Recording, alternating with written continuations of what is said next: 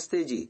75वीं श्रव्य कणिका, उत्कृष्ट शंका समाधान, मानव मन को आंदोलित करने वाले लौकिक पारलौकिक प्रश्नों के सटीक उत्तर। समाधान करता है स्वामी विवेकानंद जी परिव्राजक। पुस्तक संपादित किया है डॉक्टर राधा वल्लभ चौधरी MBBS जबलपुर। पुस्तक प्रकाशन दर्शन योग महाविद्यालय आर्यवन रोजड़ द्वारा, जो गुजरात में स्थित है। क्रम प्राप्त 244वीं शंका, जब हम शिविर इत्यादि में आते हैं तब सब कुछ अच्छा लगता है, क्रोध कम हो जाता है, लेकिन जब हम वापस सांसारिक जीवन में जाते हैं तो ऐसे नहीं जी पाते, क्या करें? समाधान है, पहला उपाय तो यह है कि सांसारिक जीवन में वापस मत जाओ, यहीं रहो। जब यहां शांति से जी रहे हो तो क्यों जाओ बेकार दुनिया में? वहां काम, क्रोध, लोभ, ईर्ष्या, द्वेष आदि सब झंझट हैं। इसलिए एक उपाय तो यह है कि ऐसे किसी भी आश्रम में रहो जहां व्यवस्था मिले। यहां रहने की गारंटी मेरे अधिकार में नहीं है, अधिकारी हैं उनसे पूछो कि यहाँ के क्या नियम हैं। आपकी योग्यता यहाँ रहने की है भी या नहीं है वो अधिकारी बताएंगे। मैंने तो आपको सुझाव दिया कि यदि ऐसा जीवन अच्छा लगता है, संसार में झंझट होता है, तो वो जीवन छोड़कर किसी भी आश्रम में रहो जहां सुविधा अनुकूलता हो, वहां रहो।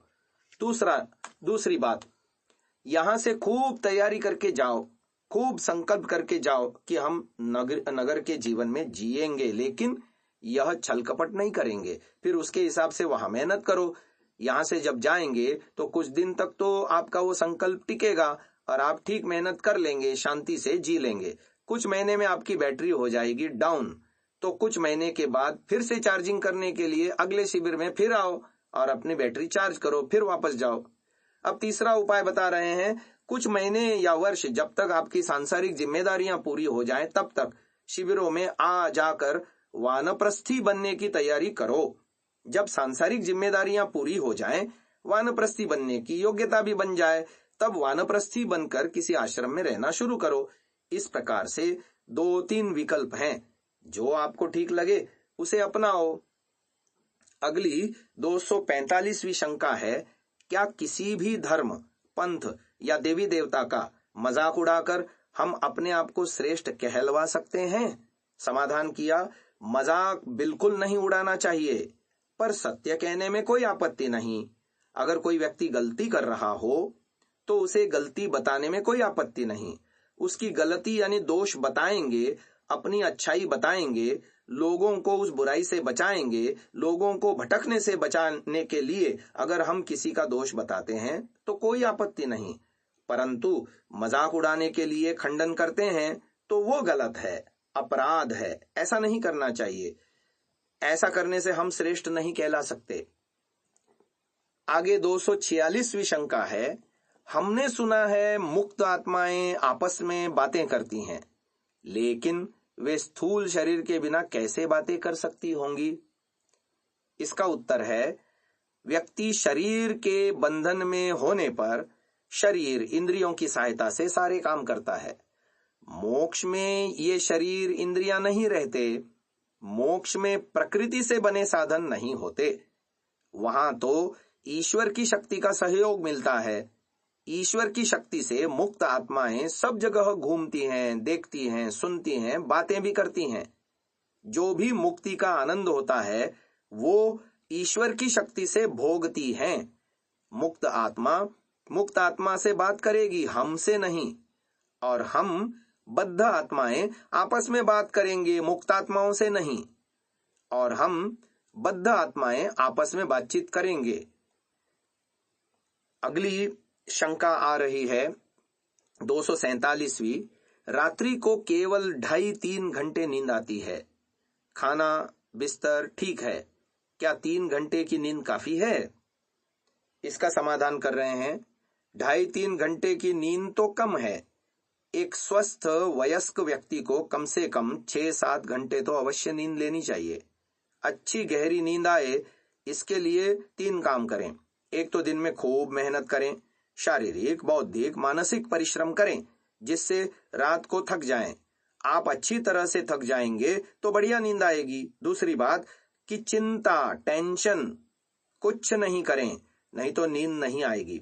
तीसरा, सोते समय बिस्तर पर लेटकर कोई चिंतन नहीं करना, कोई विचार नहीं उठाना, कोई योजना नहीं बनानी। अगर इस नियम का पालन करेंगे तो नींद बहुत अच्छी आएगी, और यदि सब विचारों को उठाएंगे तो आपको नींद पर्याप्त नहीं आएगी। जो योजना प्लानिंग बनानी है, चिंतन विचार करना है, वह दिन में करो। स्त्री को मुंह हाथ धोकर सोने से पूर्व बिस्तर पर बैठकर 5-10 मिनट ईश्वर का ध्यान करो। उसके बाद 3 काम करने से बढ़िया नींद आएगी। पहला काम लाइट बंद, दूसरा काम आंख बंद, तीसरा काम विचार बंद। ये 3 काम करो, बढ़िया नींद आएगी। विचार बंद करने के लिए उपाय है गायत्री मंत्र का पाठ। बिस्तर पर आप लेटकर आंख बंद रखें, जब तक नींद न आए तब तक गायत्री मंत्र का पाठ चालू रखें, ईश्वर का ही स्मरण करें, आपको अच्छी नींद आएगी।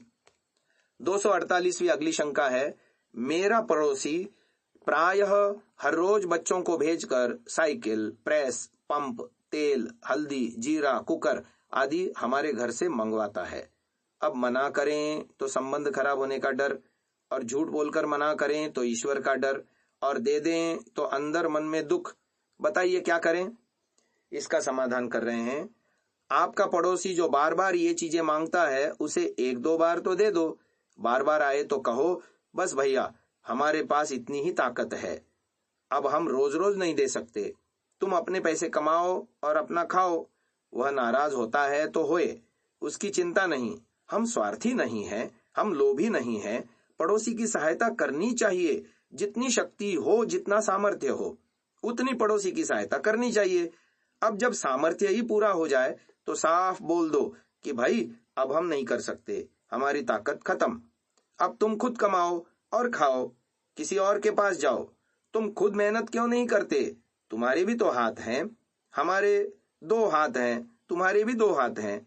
जब हम कमा सकते हैं तो तुम भी कमा सकते हो। अपना कमाओ और खाओ। प्रेम से कहो, झगड़ा नहीं करना। यदि अधिक नहीं कमा सकते तो थोड़े में गुजारा करना सीखो। रोज रोज मांगना अच्छा नहीं है। अगली 249वीं शंका है, बौद्धिक स्तर पर किसी भी जीव का या आकृति का पोस्टमार्टम कैसे किया जाता है ताकि आकर्षण खत्म हो जाए? समाधान कर रहे हैं, इसके लिए अभी अभी स्मशान घाट में जाया करें, कभी कभी स्मशान घाट में जाया करें और वहां जलते हुए शव को देखा करें, इससे आपका आकर्षण कम हो जाएगा। दूसरा, कभी कभी हॉस्पिटल जाया करें जहां रोगी पड़े रहते हैं। किसी की टांग लटकी है, किसी का पांव टूटा है, किसी का प्लास्टर चढ़ा है, किसी को कोई रोग है, किसी को कोई। वहां हॉस्पिटल में जाकर अपनी आंख से रोगियों को देखें। तीसरा, वो जो कहीं कहीं हॉस्पिटल में हड्डियों वाले कंकाल होते हैं, उनको देखा करें। चौथा, कभी कभी मौका लग जाए तो ऑपरेशन थिएटर में जाकर रोगियों का चीर फाड़ डाला पेट का ऑपरेशन भी देखें। ऐसे 2-4 उपाय करें और फिर 4-6 महीने में, साल भर में 2 बार 4 बार इसको दोहराएं और उस तरह के चित्र हमेशा दिमाग में रखें, उनको बार बार दोहराते रहें, सारा आकर्षण समाप्त हो जाएगा। अगली 250वीं शंका है, मानव जीवन की सबसे बड़ी भूल कौन सी है? स्वामी जी समाधान कर रहे हैं, संसार में पूर्ण सुख मानना यह मानव जीवन की सबसे बड़ी भूल है। यहाँ पूर्ण सुख नहीं है, मगर हम पूर्ण सुख मान बैठे हैं। लोग यहाँ दुनिया में सुख ढूंढते हैं जो कि बिल्कुल नहीं मिलेगा। लोग दुनिया में न्याय ढूंढते हैं, वो भी नहीं मिलेगा।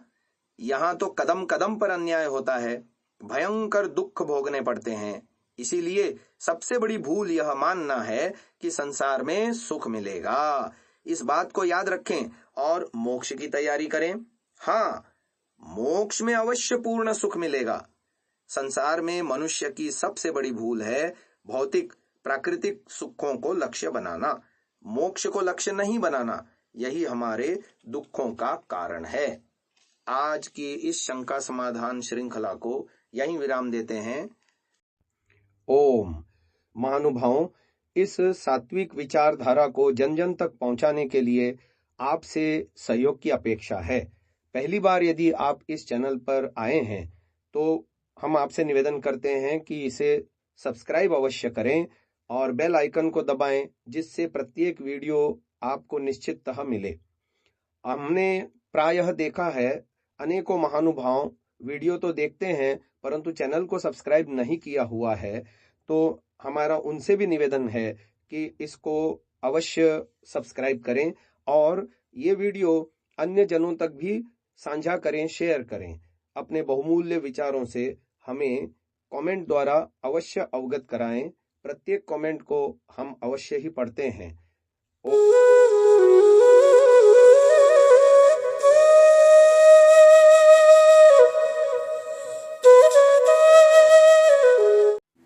डाउनलोड सांसा ऐप, आरवीरदल ऐप, विजिट sansa.org, rvirdal.in।